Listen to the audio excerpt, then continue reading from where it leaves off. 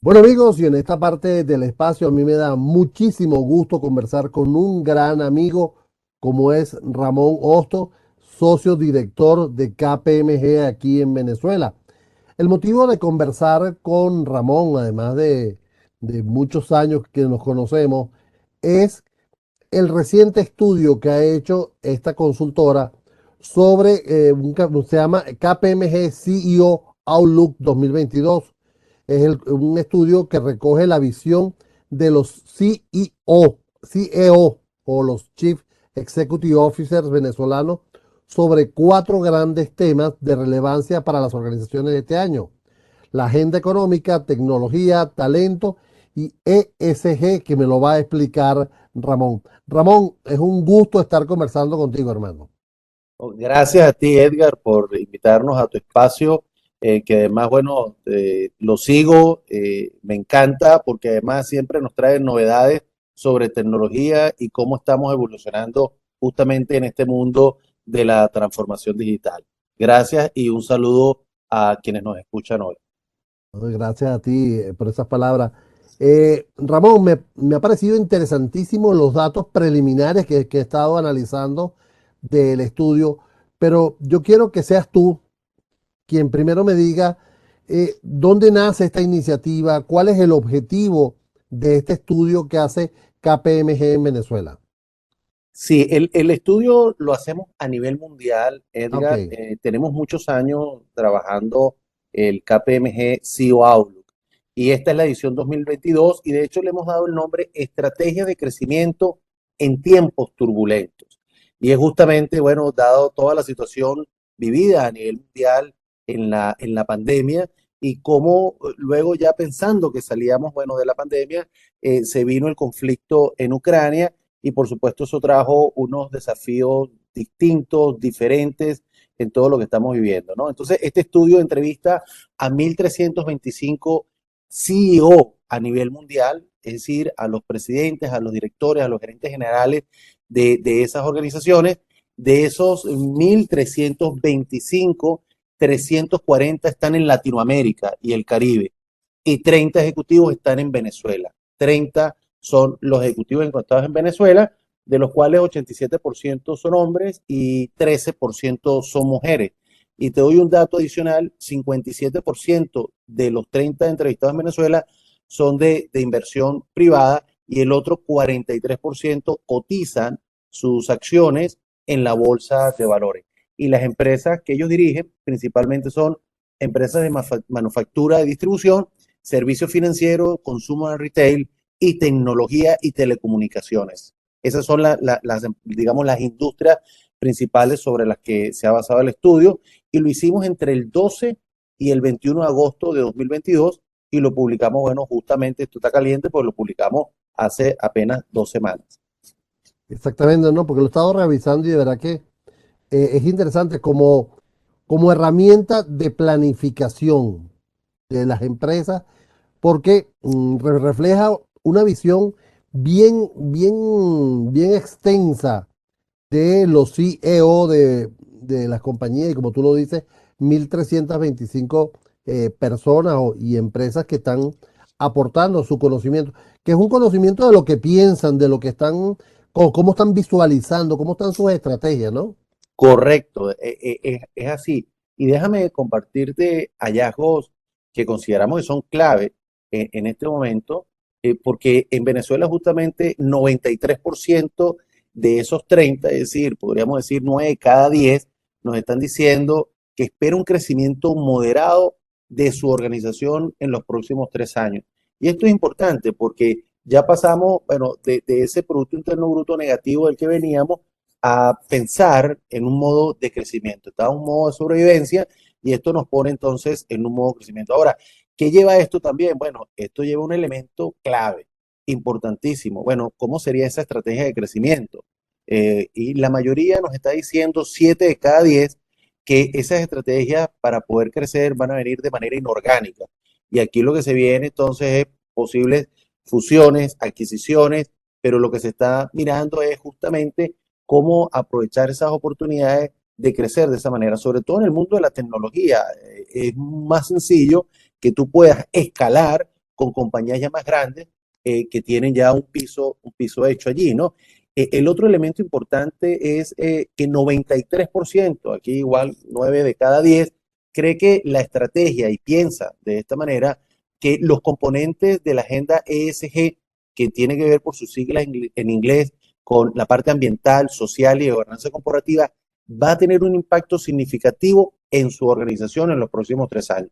Entonces usted hay que mirarlo con mucho cuidado porque definitivamente en el mapa de riesgo de la organización tienes que integrar, vamos a ponerlo tipo Lego, estos tres componentes, es decir, cómo es tu gobernanza corporativa, ¿sí? La solidez, desde dónde se toman las decisiones, el tiempo que le dedica la gobernanza a la calidad en la toma de decisiones, las distintas líneas de defensa dentro de la organización, lo social desde el punto de vista de los derechos humanos de los trabajadores y todo lo que tiene que ver también, bueno, con toda la parte de inclusión, diversidad, equidad, respeto a los derechos humanos de los trabajadores, pero también de toda la cadena de suministro que trabaja contigo. Y por último, en la parte, y no menos importante, la parte ambiental, es decir, todo lo que tiene que ver con la medición de la huella de carbono, la medición que está haciendo la entidad y su cadena de suministros para poder entender, bueno, los impactos negativos que ellos están causando al ambiente, digamos, desde el punto de vista de trazabilidad de todos estos desechos, incluso el tema que tiene que ver con el agua, con las emisiones de CO2 y que están haciendo las organizaciones. Y otro hallazgo, para cerrar esta primera parte de los hallazgos clave, es que el 77%, es decir, prácticamente 8 de cada 10 considera que definitivamente la pandemia incrementó esa capacidad de adaptabilidad a nuevos escenarios. Es decir, vino la guerra en Ucrania y definitivamente, bueno, hubo esa adaptabilidad, lo mismo que vivimos con la cadena de suministro y el estrés con los containers y con los altos precios. Y bueno, hubo una capacidad de adaptación que si bien disparó la inflación, estos países, incluido Venezuela, bueno, han tenido esa adaptabilidad de poder gestionar, digamos, toda su cadena de suministro en un entorno muy turbulento, en un entorno muy complejo. Entonces, lo que viene son estrategias de crecimiento dentro de toda esta visión que nos dan los CEO, pero por supuesto en tiempos turbulentos. Entender entonces que esto no se ha calmado, que sigue siendo un momento muy complejo, sobre todo por los desafíos geopolíticos. Fíjate que me mencionas un aspecto interesante y yo quiero quizás, y tú a lo mejor vas a decir, Ramón, lo estás tomando con pinzas, ¿no? Pero es un detalle que me parece interesante. El hecho del ESG en años pasados, tenía muy poca relevancia dentro de las organizaciones. El hecho que este año, como tú lo mencionas, un 93% esté hablando de ello, significa que las otras áreas de las empresas están sólidas, basadas quizás en transformación digital, en recursos, y le está permitiendo a la empresa entonces enfocar a otro objetivo que también es importante dentro de la organización. Eso es lo que yo deduzco básicamente. Dime si es correcto eso es así. Sí, sí, sí es correcto y hay una visión también aquí, Edgar, que es sumamente importante. La visión de cómo fue la transformación digital y tú tienes años en tu programa hablando de esto. Justamente la tecnología está evolucionando muy rápido, la tecnología va a llegar, la tecnología, el que no invierta, el que deje de invertir en tecnología y en estos procesos innovadores, pierde relevancia en el mercado. Este es el punto clave. Y eso lo vimos hace 10 años y hace 5 años ya empezamos a ver cómo medios de pago se fueron transformando en Venezuela, que es un buen ejemplo de todo esto, pero también las plataformas tecnológicas de las instituciones bancarias más importantes en el mundo y en Venezuela se transformaron muy rápidamente. Quizás por la demanda del consumidor, por la misma experiencia del cliente, pero además todos estamos demandando más velocidad y ahí ya está la red 5G, que bueno, que no ha llegado a Venezuela, pero que con toda seguridad llegará. Y entonces empezamos a ver esa evolución tan rápida. Los componentes ESG son exactamente igual. La entidad que no esté considerando dentro de su estrategia de riesgos y de crecimiento los elementos ambientales y esa conciencia dentro de la organización y sus colaboradores y toda la cadena de suministro, de tener la medición de su huella de carbono y cómo está empezando a transitar más allá de ir a la transición net cero, que es lo que todo el mundo está mirando para 2030 y que acaba de terminar la COP27 y que fue uno de los temas complejos, igual que en la COP26, bueno, estos elementos ambientales tienen que estar integrados allí. Es decir, en mi lente y mi óptica de decisión del comité ejecutivo la tiene que considerar.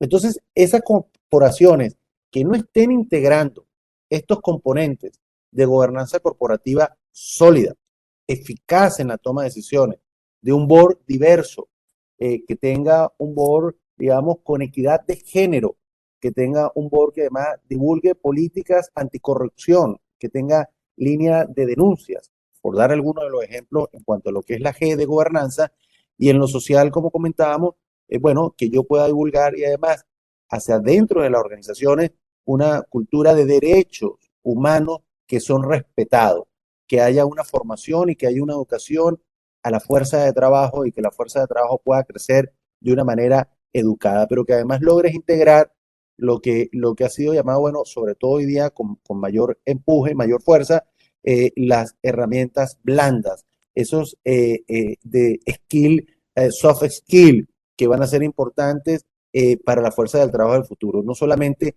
tener la tecnología, sino cómo yo me relaciono, cómo tengo un análisis crítico, cómo es el manejo de equipos de trabajo, cómo es ese modelo al que ya nos acostumbramos al modelo híbrido de poder trabajar en forma remota y poder trabajar con eficiencia y además dentro de los tiempos oportunos. Entonces, las corporaciones que no integren los componentes ESG va a ser lo mismo de la tecnología. No podrán prevalecer en el tiempo, porque el lente del inversionista, del futuro talento, incluso la misma retención de talento y de tus clientes, va a ser muy difícil que puedan mirarte como organización, digamos, en esa visión de la clara elección.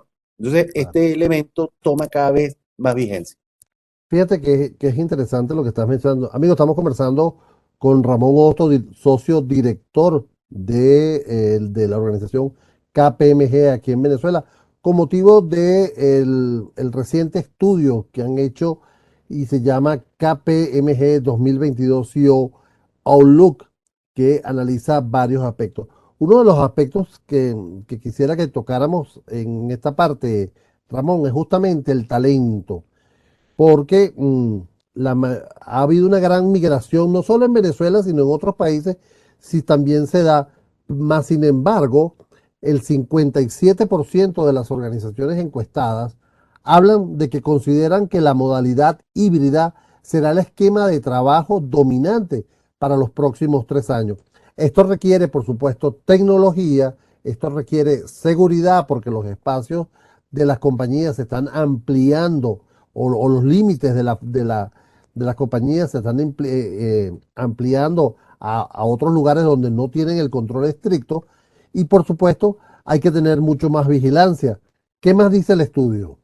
Sí, justamente 57% de los ejecutivos te habla de que el esquema de trabajo en los próximos 3 años va a ser híbrido.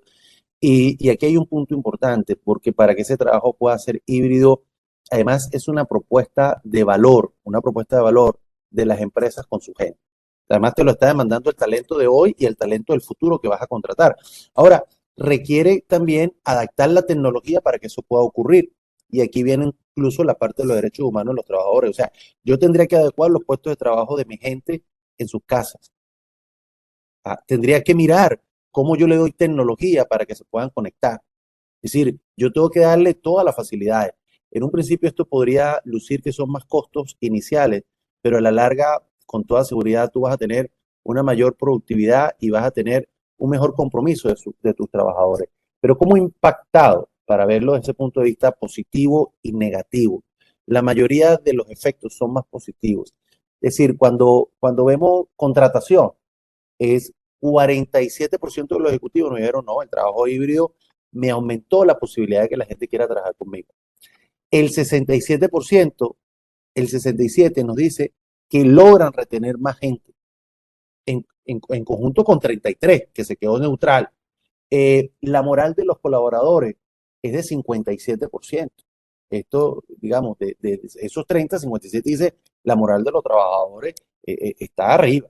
Y luego viene el otro elemento importantísimo en un equipo de trabajo, lo que es la colaboración y la innovación, porque esto es lo que te va a permitir la creatividad, esa conexión de los grupos de trabajo que hablábamos de los soft skills. Ahora sí hay un punto aquí neutral, cuando hicimos la pregunta, bueno, áreas que te han impactado el trabajo híbrido, y un neutral se quedó en 60%. Sí, no dijo que era más productivo o menos productivo. 60% no dijo ni sí ni no. Negativo un 20% y positivo el otro 20%. O sea, aquí es un elemento también importante porque por supuesto las organizaciones están mirando el talento, ¿no? Están mirando cómo evoluciona y cómo voy. Además, la tecnología no es que necesariamente me sustituye el talento. Por supuesto, sustituye tareas rutinarias, pero también requiere de que tu fuerza de trabajo sea educada en esas nuevas tecnologías. Entonces, ese es el otro reto dentro de la transformación, cómo yo estoy educando y logrando tener equipos internos bien conectados, porque esa es la clave para el éxito de la organización. Un equipo conectado, y te lo quiero referir básicamente con el concepto del propósito. Ese propósito que se conecta entre los trabajadores y, por supuesto, en el alma de la organización.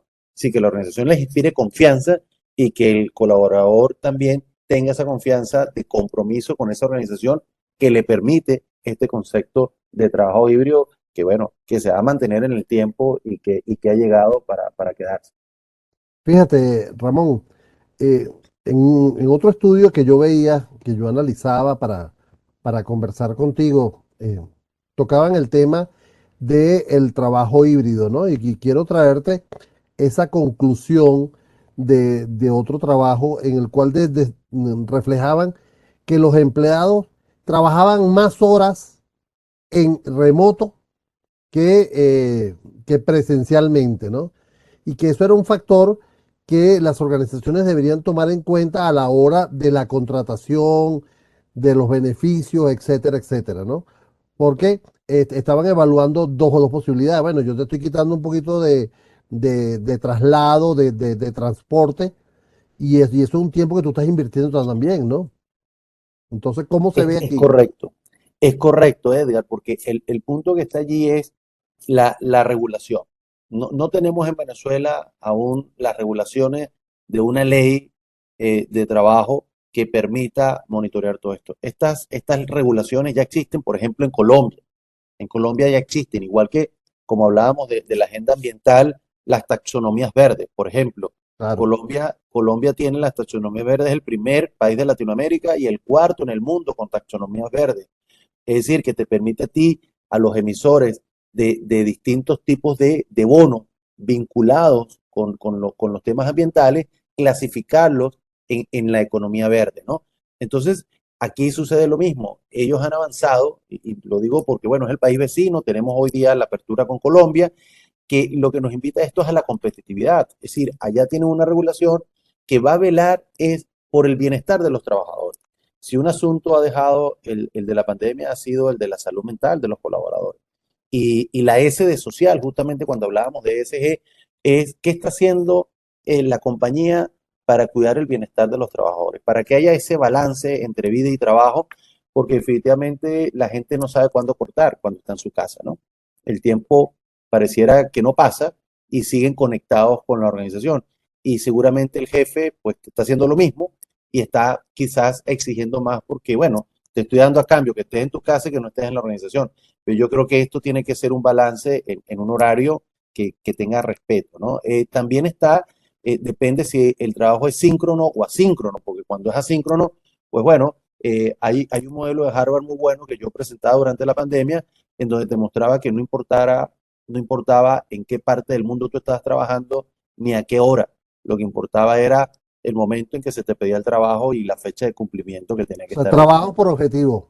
Trabajo por objetivo, exactamente. Y a nosotros en KPMG esto nos pasa en algunas áreas de la organización, pero en otras tiene que ser síncrono. Es decir, tú tienes que tener el equipo conectado, porque bueno, además es una exigencia del cliente. Tenemos clientes que nos exigen la presencialidad y que quieren ver Claro. el equipo de trabajo allí. Entonces, yo creo que es buscar cuál es el mejor balance, la sincronía o la sincronía, pero siempre va a depender, por supuesto, del objetivo que se esté buscando. Pero ciertamente siempre debe prevalecer el bienestar del trabajador. Y aquí voy un poco con los salarios también. Si algo nos trae la S social también, es a igual valor por el trabajo, igual determinación de salario, sin discriminación, digamos, de hombres y mujeres. A ver, Ramón, no quiero que se me vaya el tiempo porque esta conversación contigo ha fluido, creo que más rápido que todas las que yo he tenido nunca, porque el tema ha sido sumamente interesante y yo recomiendo a las personas que nos están escuchando dirigirse a la página web de KPMG aquí en Venezuela para que puedan conseguir el estudio que está disponible allí. Eh, Ese estudio es el básico al cual pueden acceder todos y hay otro estudio más complejo, más completo. Sí, tenemos dos estudios, tenemos el de donde están los 1.325 ejecutivos y la comparación, digamos, global en el mundo. Y luego tenemos el estudio de los 30 ejecutivos en Venezuela, que hacemos una comparación con Latinoamérica y con el mundo. Es decir, cómo nos respondieron los ejecutivos venezolanos, qué está pensando además Latinoamérica y el Caribe y qué está pensando global. De manera que eso nos puede dar una referencia en donde nosotros nos estamos ubicando en este momento. Te doy rápidamente un ejemplo. Cuando me hablabas de la agenda ESG, en Venezuela el 63% de los CEO dice que invierte entre 1 y 5% de sus ingresos en asuntos de sostenibilidad. Significa que los otros países, Latam y global, están invirtiendo menos. Lo que sucede no, es al contrario, es que los otros países invierten más de 6%. Nosotros estamos invirtiendo poco, básicamente porque, bueno, estamos iniciando el camino a la transición. Venimos además de una serie de problemas económicos, con otras dificultades que cada una de las empresas vivió, como flujo de caja, inflación, eh, problemas para retener al personal, problemas en la cadena de suministro, que bueno, que hoy día, bueno, permite esa adaptación, pero otros países están invirtiendo más del 6%. A nivel global, el 62% de los ejecutivos dijo, estamos invirtiendo entre 6 y 10%. En Venezuela, el 63% entre 1 y 5. A ver, Ramón, yo no sé si es una costumbre venezolana de compararnos y Sí. siempre pensar que estamos más atrás que muchos países. A grosso modo, ¿cómo estamos pensando o cómo están pensando los CEO de Venezuela en relación a los otros de América Latina y del mundo? ¿Estamos alineados? ¿Tienen los mismos pensamientos? Sí, sí estamos alineados. Hay un pensamiento, y te lo resumo desde la agenda económica, una visión positiva. Si bien se piensa que podría el año próximo darse un tema de recesión por el tema mismo de la inflación y la guerra en Ucrania, se habla de una visión positiva y de un crecimiento inorgánico, y así lo ve la región. En tecnología, todas las organizaciones están viendo que deben hacer inversiones importantes, pero que lo más importante en este momento es la ciberseguridad. ¿Por qué? Porque se han incrementado los ataques cibernéticos. Entonces, en Venezuela, en Latam y en el mundo consideran que la seguridad de la información es un aspecto fundamental, sobre todo la privacidad de la data de tu gente y de los clientes, es decir, desde un punto de vista comercial. ¿Y por qué? Bueno, porque estos ciberataques están demandando cada vez más a las empresas. Entonces, inversión tecnológica es importante. En el aspecto del talento, lo que hablábamos sobre cómo se han venido desarrollando estructuras diferentes para que tu fuerza de trabajo se pueda adaptar. Eso es clave para atraer talento y retener talento. Y en la agenda ESG, los CEOs cada vez están realizando más inversiones tecnológicas para poder tener elementos de medición de cambio climático. Eso está ocurriendo en el mundo y en Venezuela estamos empezando a dar los primeros pasos, formando a los equipos internos, conectándolos para poder entender, primero, bueno, cómo me va a afectar esta agenda y estos componentes en mi estrategia de negocio.